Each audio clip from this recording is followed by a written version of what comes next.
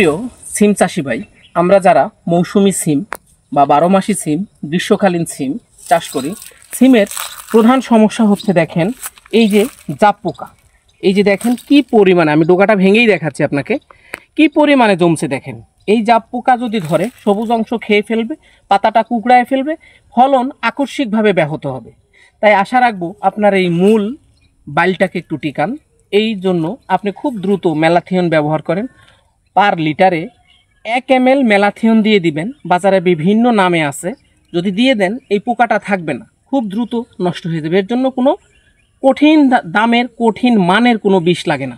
এর জন্য আপনি শুধুমাত্র ম্যালাথিয়নটা ব্যবহার করলে সন্ধ্যার একটু আগে ব্যবহার করবেন, এই পোকা থাকবে না।